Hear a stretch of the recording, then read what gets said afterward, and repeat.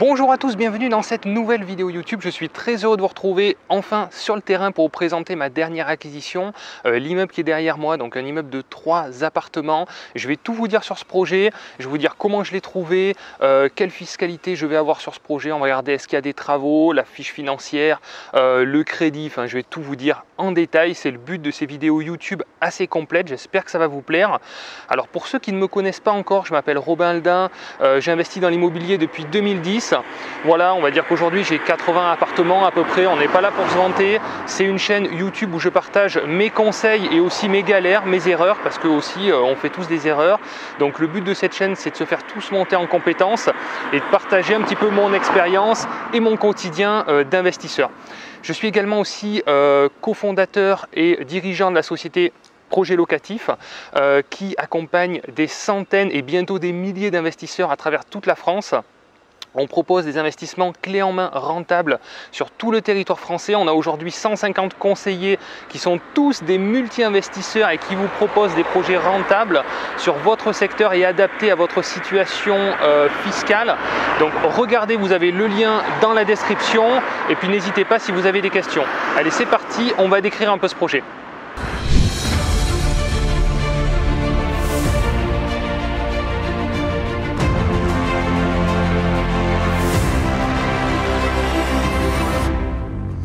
Alors pour vous expliquer un petit peu, c'est un projet, vous voyez, qui est donc un immeuble qui a été isolé par l'extérieur parce que c'est un immeuble qui a été conventionné ANA. Donc il y a de ça 9 ans puisque la convention tombe au mois d'octobre. Donc vous voyez qu'il a été entièrement ravalé. C'est un immeuble assez ancien puisqu'il est en pierre, on peut le voir ici. Mais il y a eu une isolation par l'extérieur et entièrement, tout l'immeuble a été entièrement rénové il y a un peu moins de 10 ans, il y a 9 ans maintenant. Donc on peut le voir, c'est de très très bonnes factures. Vous verrez, je vous montrerai toutes les photos à l'intérieur. On va analyser aussi l'intérieur de chacun des appartements. Vous pourrez vous rendre compte de l'état de rénovation. Donc ça c'est très très bien. Pourquoi? Parce que vous savez que maintenant vous allez devoir être obligé d'avoir des normes énergétiques et des obligations de logement peu énergivores. Ça commence en 2023 et en 2028 vous ne pourrez plus louer vos logements qui ne sont pas en étiquette E minimum. Donc ça c'est un gros atout, ce qui fait que les DPE sont en C pour chaque appartement. Voilà, très très bon point. Donc là on a 3 appartements, 95 mètres carrés, 95 mètres carrés, 95 mètres carrés. L'immeuble est entièrement loué, donc c'est un projet qui est assez facile à réaliser, hein. J'espère que vous allez bien m'entendre, parce que ça circule pas mal, je suis désolé. Donc gros point positif. Après, la toiture est en très bon état. Là on peut pas voir d'ici, j'ai pas de drone malheureusement, je peux pas vous montrer la toiture, mais je l'ai faite vérifier par un couvreur, elle est en très bon état. Et d'ailleurs mon couvreur lui a un drone, ce qui permet d'éviter de monter sur les toitures. Donc il y a un appartement qui bénéficie d'un petit jardin, donc vous voyez, bon ça c'est vraiment cool, un appartement avec, avec jardin, c'est vraiment un point fort. Donc il y a des jeunes qui m'interpellent pour la voiture bien sûr. Ensuite, gros point positif, puisque là c'est des grands appartements qui justement sont souvent loués par des familles. Vous avez donc 3 grands garages aussi, ce qui est souvent très demandé quand vous avez des familles. Ensuite, il y a une petite partie à l'arrière. Bon là il n'y a pas grand chose, il y a des caves dessous, voilà, que je ne vais pas pouvoir vous montrer. Et chaque appartement est desservi, vous voyez, chacun a sa porte d'entrée, donc ça c'est vraiment cool. Et l'appartement du rez-de-chaussée, vous avez vu, là, il y a la porte d'entrée qui est par là, ce qui veut dire qu'il n'y a pas de commun, donc au niveau des charges c'est assez réduit, c'est plutôt cool. Attendez, je vais essayer de reculer un peu, ouais voilà. Ça permet justement de pouvoir avoir des charges très réduites puisque tous les compteurs sont en individuel. Voilà, comme ça vous allez voir un petit peu mieux l'immeuble. Voilà. Donc les compteurs d'eau, les compteurs électricité et compteurs gaz sont tous individuels, ce qui veut dire qu'en charge on est à 10 € par mois de charge, ce qui est vraiment très très léger et ce qui permet une gestion assez facile. Voilà, donc comment j'ai trouvé ce projet? Tout simplement sur internet. La seule différence, c'est que j'ai été très réactif. Alors la plupart des projets que j'achète, effectivement, c'est mon réseau qui me les amène. Donc c'est des agents immobiliers que je connais et qui me connaissent parce que voilà, ça fait 11 ans que j'investis. Donc forcément, quand ils rentrent un projet, un immeuble, ils pensent à moi, ils m'appellent avant de publier sur internet et de payer des annonces qui leur coûtent cher et d'amasser entre guillemets de la masse et de faire des visites un petit peu pour rien. Donc là, ce projet-là, concrètement, je l'ai trouvé sur internet comme n'importe qui aurait pu aussi le trouver sur internet. La seule différence que j'ai et que nous avons d'ailleurs au sein de projets locatifs avec tous nos conseillers, c'est la réactivité. Puisque j'ai visité dans l'heure après que l'annonce ait été publiée, j'ai été le deuxième à visiter et j'ai réussi à me positionner. Pourquoi? Parce que j'ai l'analyse et j'ai l'expérience qui me permet de savoir détecter une bonne affaire. La personne qui a visité avant moi avait besoin de réfléchir, elle devait se positionner le lendemain. Moi, j'ai visité, je me suis positionné tout de suite, on est sorti de l'agence, je n'ai rien négocié, le bien était au prix, il n'y avait rien à négocier. Et c'est cette expérience qui permet de pouvoir se positionner rapidement et on coupe un petit peu l'herbe sous le pied à des personnes qui n'ont pas forcément le même recul. Donc si vous avez l'expérience et que vous avez le réseau et que vous avez le temps, trouvez par vous-même et essayez voilà, d'être réactif, il n'y a pas de problème. Mais sinon, je vous invite vraiment à regarder Projet Locatif parce que je suis sûr qu'on va pouvoir vous aider à gagner beaucoup de temps et aussi beaucoup d'argent parce que justement, on va optimiser un petit peu tout le processus grâce à l'expérience et à nos connaissances spécifiques dans le domaine de l'investissement immobilier. Donc voilà l'anecdote de cette affaire.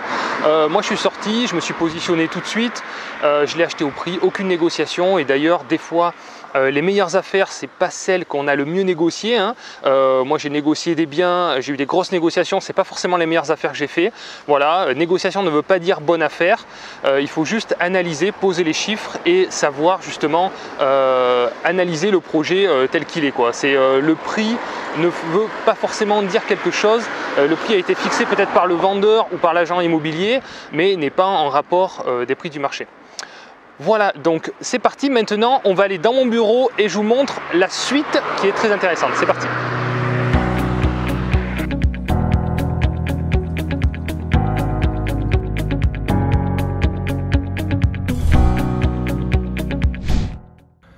Voilà, on se retrouve dans mon bureau. Donc là, je vais vous montrer la fiche financière de ce projet pour voir si le projet est viable et est-ce qu'il est rentable. Donc on va regarder en détail les charges et bien sûr les revenus locatifs.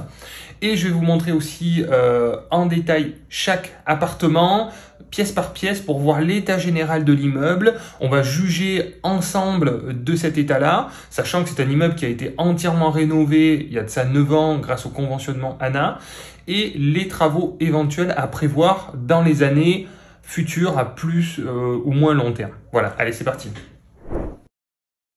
Voilà, donc on va regarder ensemble les photos des appartements. Donc là, on est sur l'appartement du premier étage. Donc comme on peut voir déjà sur cette première photo qui dessert tout l'appartement, ça c'est des configurations que j'aime beaucoup, avec un couloir. Alors effectivement, on perd un peu de place quand on a des grands couloirs comme ça. Mais pour une vie de famille en commun, c'est quand même très agréable puisque les pièces sont bien indépendantes les unes des autres. Et je trouve que quand on a des enfants et quand on a une vie où les personnes ne travaillent pas forcément avec les mêmes horaires, etc., c'est quand même agréable d'avoir de l'espace et d'avoir surtout des pièces bien cloisonnées, bien séparées. Donc je trouve que l'agencement est vraiment très bien. Alors Parquet Bois, effectivement, c'est un immeuble qui est ancien. Comme vous avez pu voir, la façade a été rénovée, donc effectivement il a un aspect beaucoup plus neuf. Mais à la base, c'est un immeuble qui est très ancien. Donc les appartements sont très grands, hein, font 94 mètres carrés chacun. Voilà, donc voilà l'état des pièces, c'est vraiment en très très bon état général. On peut voir donc qu'il y a du double vitrage bien sûr sur tout l'immeuble. Alors je vous le dis, ça ne se voit pas sur les photos, mais les murs ont été isolés, vous l'avez vu, par l'extérieur. Donc il n'y a pas d'isolation sur l'intérieur, mais une isolation sur l'extérieur qui permet d'avoir un super DPE. Hein. On est en DPE-C, ce qui est très rare. D'ailleurs, on arrive aux nouvelles normes énergétiques, donc je vous encourage à faire des travaux en ce sens-là. Et bien sûr, petit instant pub, si vous avez besoin d'aide, on a créé une société pour ça justement, parce qu'on sait très bien que c'est une galère un petit peu pour les investisseurs d'avoir les bons entrepreneurs qui comprennent les attentes des investisseurs, et on a créé donc la société Travaux Locatifs, qui est une société nationale, hein, et donc qui peut vous accompagner dans vos travaux. On peut vous soumettre des entreprises avec lesquelles on a l'habitude de travailler et qui comprennent les attentes des investisseurs. Donc n'hésitez pas à regarder dans le lien dans la description, vous avez notre site internet et tous nos conseillers peuvent vous aider. On a 150 conseillers sur la France qui peuvent vous aider à réaliser des travaux dans vos projets d'investissement immobilier. Voilà, j'en ai fini pour la pub. Ensuite, donc là on voit grand salon séjour, ça c'est vraiment super, c'est ce qui est très demandé maintenant. Bon, alors radiateur ancien en fonte, c'est très bien, il y a du parquet, il y a du charme. Rien à dire de particulier sur cette pièce. Le parquet est en très bon état. Pour moi, il n'y a rien à faire du tout sur cette pièce-là. Donc on va passer à la suivante. C'est une autre photo de la même pièce. Alors, on arrive sur la cuisine. Donc comme on peut voir, on est sur l'espace rez-de-chaussée. Alors la cuisine, pour moi, il y a quelques petites améliorations à apporter. Hein, c'est ce que j'ai prévu justement dans les travaux. En fait, le propriétaire a fait un petit mix entre de l'ancien et du moderne. Et je trouve qu'il ne manque pas grand-chose pour améliorer les choses. Et vraiment rendre cette cuisine beaucoup plus moderne et beaucoup plus adaptée aux attentes des locataires aujourd'hui. Excusez-moi, mon téléphone sonne, c'est en direct, il n'y a pas de problème. Alors ensuite, ce que je ferai dans cette cuisine. Alors le sol, franchement, moi j'y mettrai un PVC à clipser, ça coûte pas trop cher, c'est assez simple à poser. Et ça fait de suite un aspect esthétique beaucoup plus moderne. Donc toujours attention ici au niveau des portes-fenêtres, parce qu'il y a une épaisseur qui est limitée si on veut pouvoir ouvrir la porte-fenêtre. Mais l'avantage avec le PVC à clipser, c'est que l'épaisseur est assez fine. Donc là, ce que je ferai, cette crédence, pour moi, elle est vraiment horrible. Donc moi, je recouvrirai cette crédence avec un carrelage beaucoup plus moderne. Alors vous savez, si vous suivez mes vidéos, je fais beaucoup du carreau de ciment. C'est pas cher, ça a un côté déco, mais ça peut être une crédence autre, assez moderne, assez déco. Bien sûr, changer cette hotte ici, qui est horrible. Ce meuble-là, avec ce plan de travail, ça n'a pas l'air terrible. Donc, alors, il y a la façade Bordeaux, donc il faut juste peut-être finir de mettre ici un champ. Et là, l'évier, je l'enlèverai. Bien sûr, la gazinière, j'enlèverai. Je ferai un plan de travail jusque là-bas. À voir un petit peu comment ça se fait, on condamnerait ce placard-là. Mais je ferai voilà, un plan de travail avec un évier encastré et bien sûr le four, la plaque induction qui serait intégrée à la cuisine. Vous voyez, il n'y a pas grand-chose à faire pour vraiment bien moderniser cette cuisine et la rendre beaucoup plus contemporaine. Ensuite, la salle d'eau, c'est un peu le point noir. Il y a deux salles d'eau qui sont un peu anciennes, vous allez voir. Donc là, c'est pareil. Alors, c'est un peu compliqué de rénover les salles d'eau pendant que les locataires sont en place. Donc effectivement, c'est quelque chose qui sera fait dans un second temps. Donc le budget, ça sera sûrement amené en fonds propres, hein, tout simplement. Donc pour une salle de bain comme ça, voilà, en faisant une douche à l'italienne, en faisant un petit peu de crédence, moi je fais la crédence, de la faïence jusqu'au plafond, avec un petit meuble là qui va bien, un radiateur sèche-serviette, quelque chose d'assez moderne. Allez, vous en avez pour 5 000 € maximum pour une belle salle d'eau équipée. Voilà, donc ça je le prévois à l'avance dans mon budget. Et voilà, on a une petite buanderie donc avec la chaudière qui paraît être en bon état. Donc tant que ça fonctionne, moi je suis parti pour les laisser. Hein, une chaudière qui fonctionne pour le peu de gain énergétique que ça fait, contrairement à ce qu'on vous vend, ça vaut pas forcément le coup de changer des chaudières. Hein. Faut savoir que le gain énergétique entre une ancienne chaudière à cheminée et une chaudière à condensation, il va y avoir un gain de 5% hein, d'économie d'énergie. C'est vraiment très très peu, contrairement à ce qu'on pourrait vous faire croire. Petit élément ici qui peut paraître rien, mais qui a toute son importance, c'est les descentes d'évacuation des eaux usées, qui est en fonte. Alors ça, c'est souvent problématique, donc vous tapez dessus, si ça sonne du métal, c'est que c'est de la fonte, et souvent, le problème, c'est que ça fait des fuites.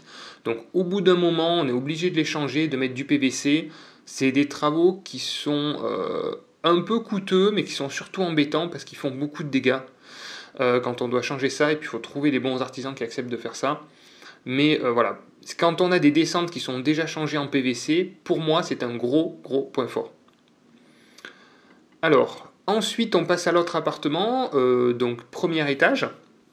On se retrouve dans une salle d'eau qui a besoin d'être modernisée, hein, comme l'autre. Bon, les peintures sont propres par contre, mais clairement le sol a été refait. Donc là, moi j'aurais mis une douche à l'italienne et un petit meuble vasque, tout simplement. On voit qu'il y a une évacuation pour la machine à laver, le linge. Ça c'est très bien, c'est toujours ce que je fais moi aussi. Je mets toujours une évacuation pour mettre le lave-linge dans une salle d'eau, ou je prévois aussi dans la cuisine. Voilà. Donc voilà, toujours des grands espaces, c'est lumineux, c'est aéré, c'est bien desservi, c'est très bien. En gros, si vous vous sentez bien vivre dans l'appartement, alors il y a des investisseurs qui disent non, mais il ne faut pas s'imaginer dans les appartements comme si c'était pour soi. Ben moi je dis le contraire, moi je dis que si vous vous sentez bien et que vous sentez vivre dans cet appartement, eh ben, c'est quelque chose qui se louera très facilement et qui se revendra aussi facilement.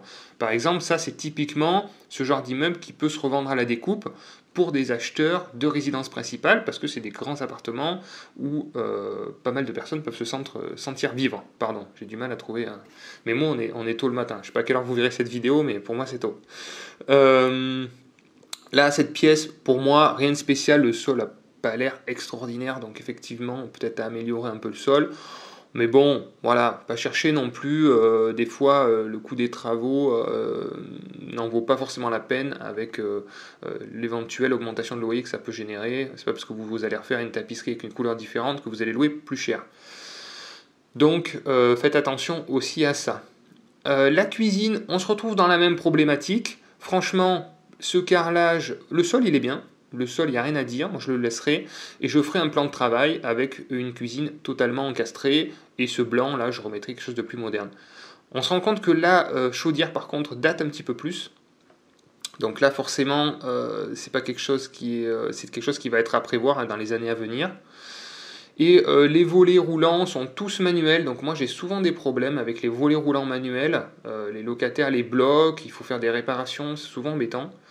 Donc je vous conseille de les mettre en électrique, ça coûte franchement pas très cher.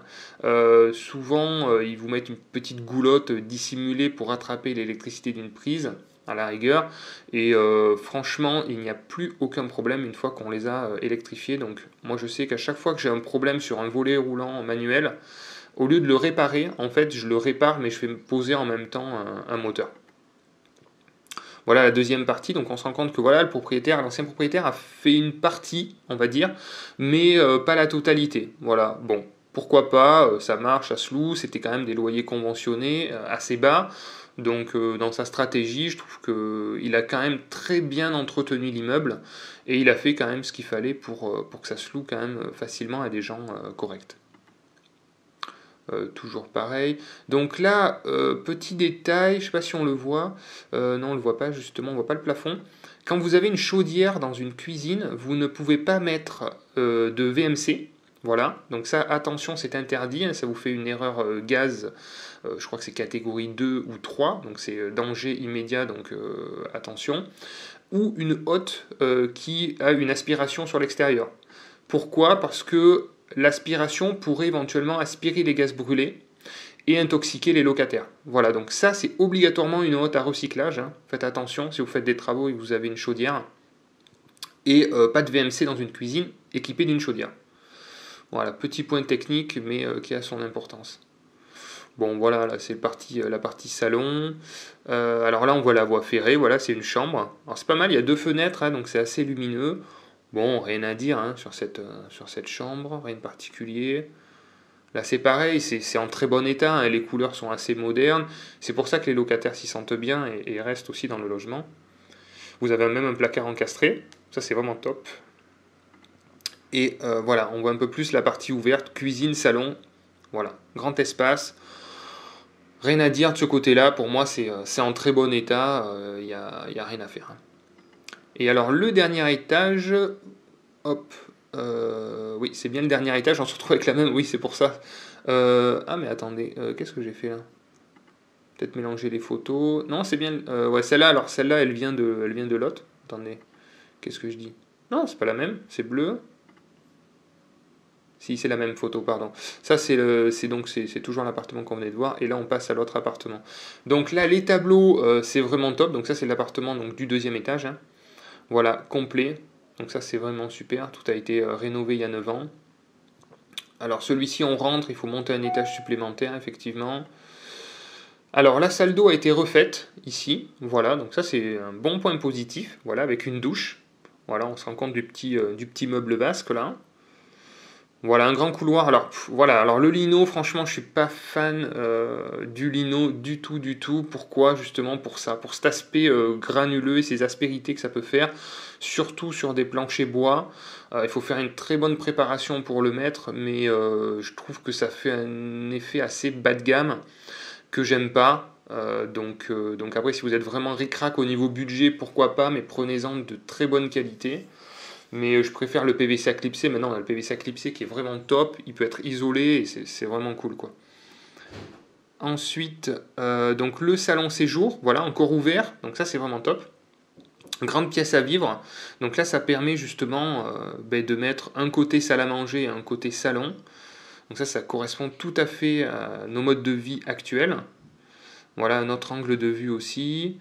Ce que vous ne voyez pas sur les photos, c'est la hauteur sous plafond, qui est vraiment très intéressante. On est sur 2,80 m d'hauteur sous plafond.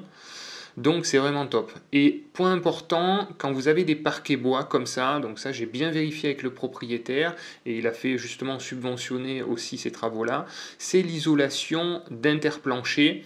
Parce qu'un plancher bois, vous avez l'impression d'habiter avec dans la même maison en fait, parce qu'on entend tout, hein, dès que quelqu'un marche, tout résonne. Alors là en plus c'est des familles avec enfants, donc imaginez la gestion locative si les interplanchers n'étaient pas isolés.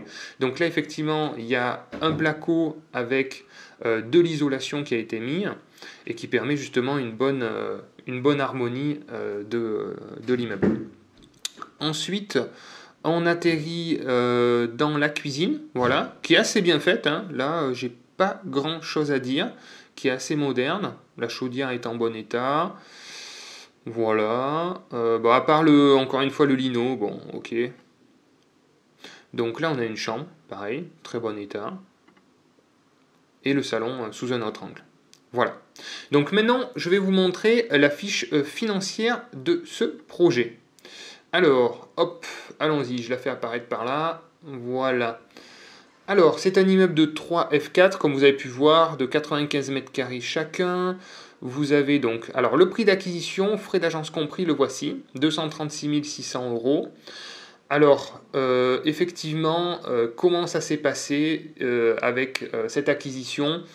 J'ai vu l'annonce, alors là pour le coup sur Internet. C'est pas un contact que j'avais encore perso, donc ça m'arrive à peu près 50% du temps, c'est des contacts perso et 50% c'est des biens que j'arrive à trouver sur internet. Voilà, donc ce bien-là a été visité avant moi, voilà, 1 heure avant, mais la personne avait besoin de réfléchir et voulait peut-être se positionner demain ou après-demain, enfin bon, etc. Le lendemain, il ne savait pas se positionner. Moi, j'ai visité, évidemment, en sortant, je lui ai dit, on va tout de suite signer l'offre au prix, sans aucune négociation. Je n'ai effectué aucune négociation sur ce prix, parce que pour moi, l'immeuble est de qualité. Alors, vous allez voir, la rentabilité, elle n'est pas non plus extraordinaire. Voilà, on a 21 000 € de revenus locatifs. Mais il y a aussi une éventuelle peut-être plus-value à la revente. Il y a une qualité aussi de bâtiment, une passivité de gestion. Donc vous me connaissez maintenant si vous me suivez. J'adore ça, j'adore en fait la passivité aussi. Donc je suis prêt à payer un peu plus cher pour plus de tranquillité et continuer à développer mon patrimoine. C'est ma stratégie. Et je pense que c'est le bon angle à avoir pour pouvoir avoir un parc immobilier important. Donc je n'ai rien négocié du tout et j'ai même promis à l'agence de lui laisser la gestion. Voilà, parce qu'ils étaient débordés de demandes. Et effectivement c'est un peu la loi de l'offre et la demande. Hein. Donc dans n'importe quel business en fait, quand vous avez énormément de demandes et peu d'offres, l'agent immobilier était en position de force.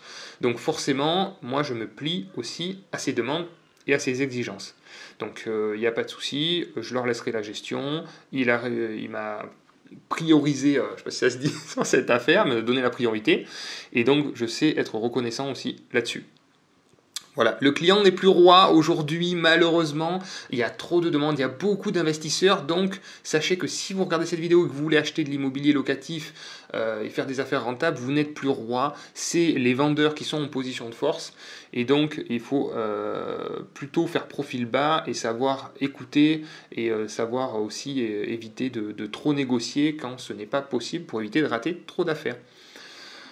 Voilà, donc ensuite, donc 17 000 € de frais de notaire, un peu de travaux, donc vous avez vu, donc j'ai un locataire qui m'a demandé une clim dans un couloir, je vais lui mettre parce que, voilà, j'achète, donc je vais financer ça par la banque, et je vais moderniser les 2 salles de bain. Un peu de frais d'hypothèque, on arrive sur un coût total de projet à 280 000 €. Je mets 10 000 € d'apport sur ce projet. L'apport est assez faible. Attention, l'apport est monnaie courante maintenant. Hein. Voilà, il va falloir vous y faire. Si vous voulez passer à l'action, il va falloir prévoir toujours un peu d'apport.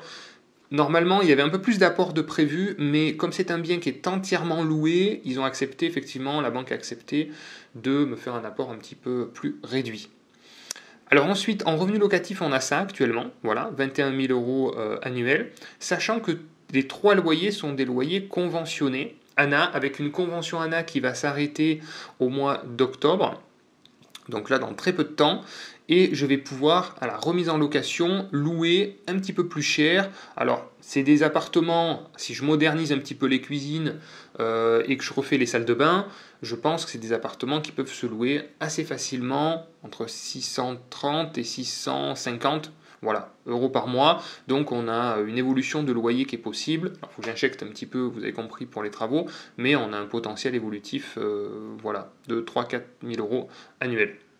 Après, on a la taxe foncière de 3 000 €, pas de copropriété, bien sûr, puisque c'est un immeuble complet. L'assurance propriétaire non occupant, bon, je l'ai un petit peu minimisé, mais bon, on devrait, ce n'est que 3 appartements, mais assez grands. La gestion locative, bien sûr, que j'ai prévue. La garantie des loyers impayés, alors là, qui sera gratuite, puisque c'est des locataires qui sont assujettis à la garantie Visale, donc qui est totalement gratuite. Et le crédit immobilier. Donc on arrive voilà, sur un coût total de charge de 21 160 €. Et alors on est en équilibre financier, voilà, un cash flow de 8 €, c'est pas fou, mais l'intérêt de ce projet, bien sûr, c'est le remboursement du capital.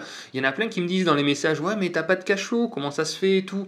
Alors ok, au début j'achetais avec plus de cash flow, mais plus de risques, plus de turnover, plus de gestion, etc., etc. Moi maintenant, je cherche de la passivité et je cherche surtout à rembourser mon capital, parce que pour moi, le premier effet d'enrichissement, c'est le remboursement du capital. Arrêtez de croire sur Internet que vous allez vivre toute l'année au soleil avec du cash flow. Il faut arrêter. Le cash flow vous sert à entretenir le bien, à vous faire un petit peu de trésorerie, mais vous n'allez pas vivre du cash flow, à moins de faire de la location saisonnière, mais c'est pas le même boulot, c'est pas la même implication. Mais faut arrêter, parce que je vois plein de vidéos sur Internet, j'ai 1000, 2000, 4000, 5000 € de cash flow.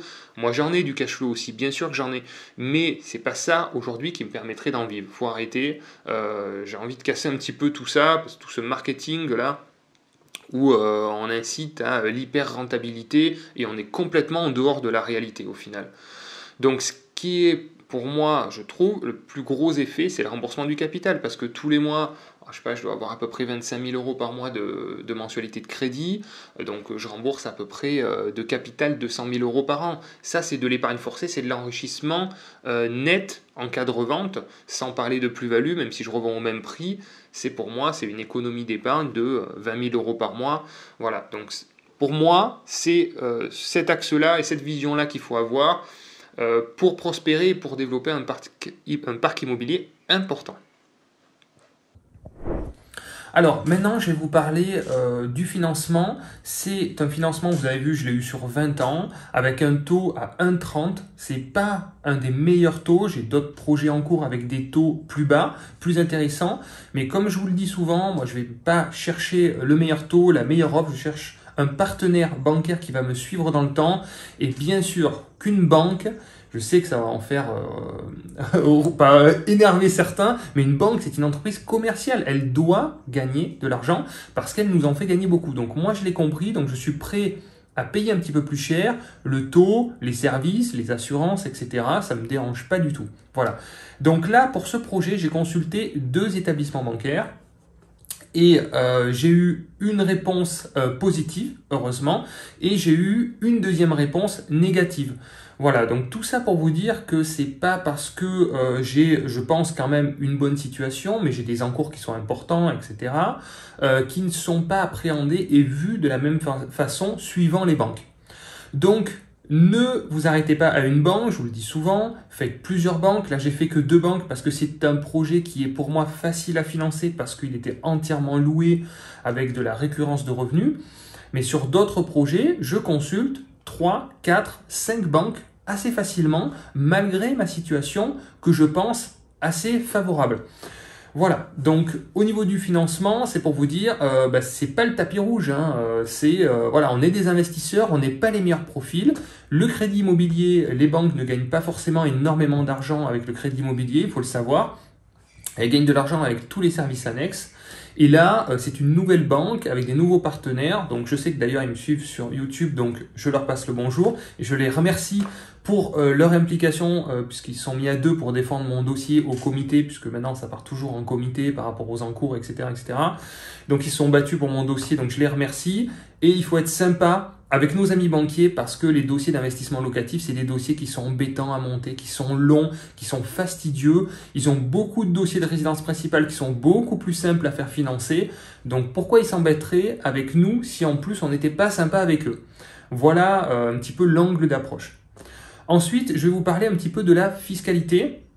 Parce que vous avez compris que c'est un projet qui est entièrement loué. Donc forcément, vous allez me dire, mais sous quel statut tu as acheté ce bien? Donc j'ai acheté ce bien en nom propre. Donc là, j'imagine, comment ça se fait en nom propre? Tu vas payer de l'impôt de suite. Alors non, je ne vais pas payer d'impôt dessus pour l'instant pendant de nombreuses années. Pourquoi? Parce que j'ai des enveloppes de déficit foncier reportables sur d'autres immeubles qui vont gommer la fiscalité de cet immeuble. Donc là, vous avez vu, il y a 21 000 euros de revenus locatifs. On va déduire toutes les charges fixes. On va se retrouver à peu près avec 10 000 euros à déclarer. Ces 10 000 euros, c'est des revenus fonciers. Et parmi mes autres immeubles, donc j'ai dizaines d'immeubles en nom propre maintenant, et pour certains avec des enveloppes de déficit foncier de 100, 200, 300 000 euros pour certains projets, qui vont totalement gommer effectivement ces 10 000 euros qui sont imposés sur cet immeuble-là. Voilà, donc j'essaye d'avoir une vision assez long terme sur ma fiscalité d'au minimum 5 ans. Donc là, je sais que j'ai du déficit reportable pour gommer ma fiscalité sur les 5 prochaines années. Et j'essaye d'anticiper comme ça, au fur et à mesure, la fiscalité, en tout cas du nom propre, parce que vous savez que la fiscalité du nom propre, à partir du moment où vous êtes imposé, elle est assez punitive puisque vous allez avoir de l'impôt sur votre tranche marginale d'imposition. Donc vous allez devoir ajouter vos revenus fonciers à votre impôt sur le revenu et vous allez aussi payer de la CSG à 17,2%. Donc effectivement, ça fait de suite très mal. Le gros avantage du pourquoi j'investis en nom propre principalement, c'est l'avantage de la plus-value à la revente qui est beaucoup plus avantageux que celui de la SCI à l'impôt sur les sociétés. Après, j'ai aussi plusieurs SCI à l'impôt sur les sociétés, vous le savez si vous me suivez. Parce que dans certains cas, sur des immeubles un peu plus importants et que j'achète des fois en association, j'achète avec ce statut qui permet la maîtrise de la fiscalité et qui est encapsulé à part, c'est une société à part, hein, la SCI LIS, et qui permet justement d'avoir une vision claire sur son impôt sur le revenu et de prendre les revenus de la SCI quand on l'a décidé. Donc une maîtrise de la fiscalité dans le temps qui est très intéressante. Donc par exemple, ce projet, si je n'avais pas eu d'opération de déficit foncier en parallèle avec beaucoup de travaux, je l'aurais acheté en SCI LIS. Voilà, tout simplement. Voilà, j'espère que la vidéo est assez complète. J'essaye de vous faire des vidéos plus complètes que le plus complète possible. Dites-moi si vous avez des questions. Merci de me soutenir avec un petit like, un petit commentaire, enfin ce que vous voulez pour aider l'algorithme, aider à faire connaître la chaîne aussi. Merci à tous pour vos encouragements. Merci d'avoir regardé la vidéo. Et puis de toute manière, on se fait tous monter en compétences. Si vous avez des conseils, des questions, voilà, faites participer la communauté. Et puis sinon, je vous dis à très vite pour de nouvelles vidéos. Pensez à vous, pensez à votre avenir, pensez à votre famille et passez à l'action surtout. Ne restez pas que derrière votre écran. Merci les investisseurs et puis à bientôt pour de prochaines vidéos. Ciao, ciao.